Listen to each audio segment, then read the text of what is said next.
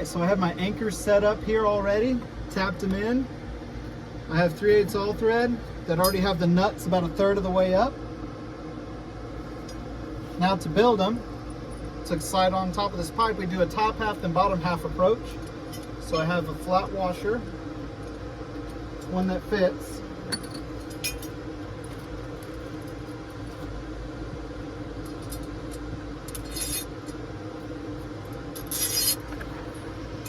Followed by the top half only.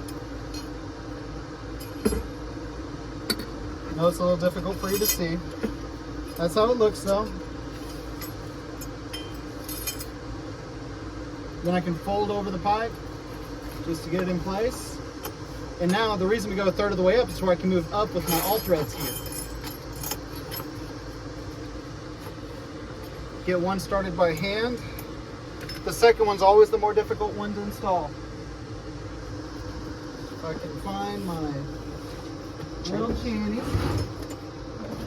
Got them. The first one going.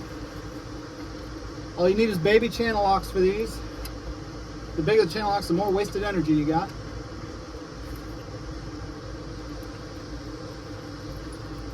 Again, I've already hammer tapped these in place. Set this one.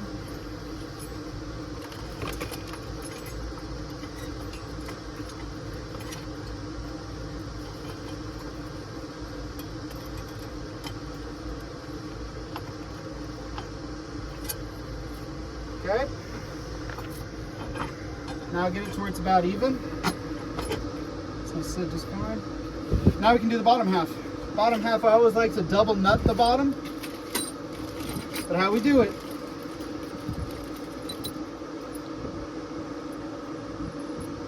So you get 2 more washers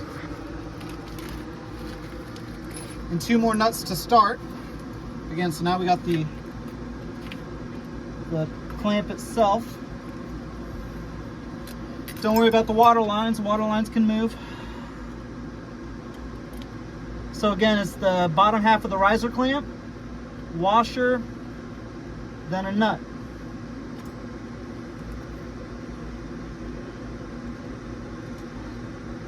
This one does not want to get started for me, of course. There we go. Just got to get it started. Does not have to be on there tight. I'm just trying to get them both started. Now I can make adjustments, like as you see, my water line's going to hit. I'll be able to pull it out and out of the way.